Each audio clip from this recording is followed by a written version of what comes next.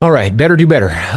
Pardoned January 6th rioter arrested for threatening Hakeem Jeffries. All right, tell me you're in a cult without telling me you're in a cult. All right, this from the BIN. Christopher Moynihan, a January 6th rioter who was pardoned by President Donald Trump earlier this year, has been arrested for allegedly making a death threat against House Minority Leader Hakeem Jeffries, the Democrat from New York. According to NBC News, Moynihan is currently being held in Dutchess County on a felony count of making a terroristic threat, New York State Police said. The FBI began investigating Moynihan after receiving a tip citing his homicidal ideations and suspected drug abuse. According to authorities, Moynihan expressed plans to kill Jeffries in New York City for the future. Quote, the threat made against me was credible, it was serious, and it was investigated thoroughly. I am grateful to law enforcement for acting quickly to ensure my safety and the safety of my family, unquote, Jeffrey said in a statement. In February 2023, Moynihan was sentenced to 21 months in prison for his role in the Capitol riots. Prosecutors said Moynihan was among the first rioters to breach the Capitol grounds, entering the Senate gallery and rummaging through Senator Ted Cruz's desk. Quote, there's got to be something in here we can, expletive deleted, use against these scumbags, unquote, Moynihan said in a video from the riot, later adding, quote, we will restore our republic, down with communism, down with Biden, unquote. After serving time, Moynihan was released early following a Supreme Court ruling that impacted one of the charges against him. Moynihan's appeal was pending when Trump issued a blanket pardon for insurrectionists on January 2025.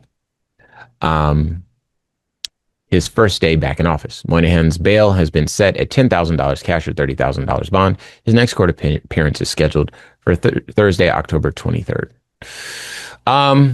So I think I started off on the right foot here. There has been a deep scrub level of brainwashing that has taken place. If not brainwashing, polarization. If not polarization, somehow this current administration has played to the deepest, darkest fears that many people thought didn't exist anymore, perhaps myself included. You know, Q made a comment the other day saying that we grew up in a world, you know, for people who aren't black and listen to the show, one of the things that we heard growing up in black circles frequently was, you know, one day that old racist generation is going to die off and you're going to live in a world that has more inclusivity and, you know, people get along better and you don't have to worry about those old negative racist, you know, ill-informed type of opinions and rhetoric and philosophies impacting your reality. And, you know, this administration not only violently shook us awake from that dream that we believed in. I use that word intentionally, but also kind of turned back the clock quite a bit. And how they did it was by perhaps playing to fears that people had, playing to racism that people held on some level that we were unaware of, and creating the cult without the appearance of a cult.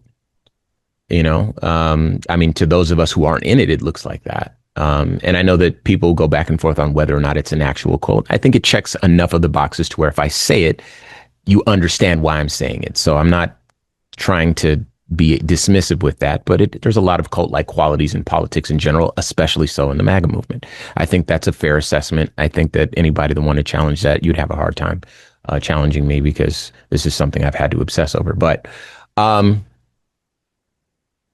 what happens is that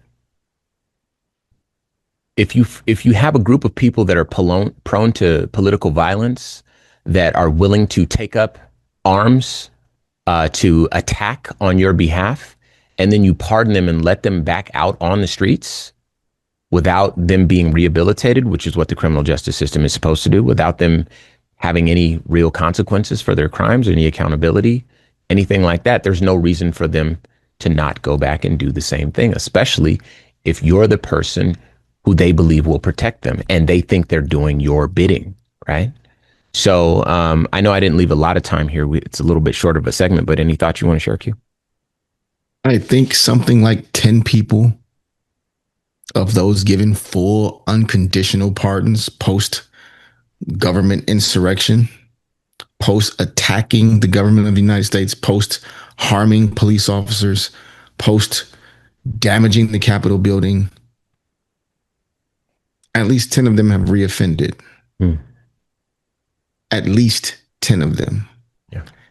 And, the criminal justice system in this country has never been about reform. It's always been a capitalist endeavor with just legalized slavery. Hmm. But at least there was an accountability measure there. Hmm. And they didn't even get that with these that were pardoned. So of course they'll reoffend. Like you said, they're doing the bidding of the president.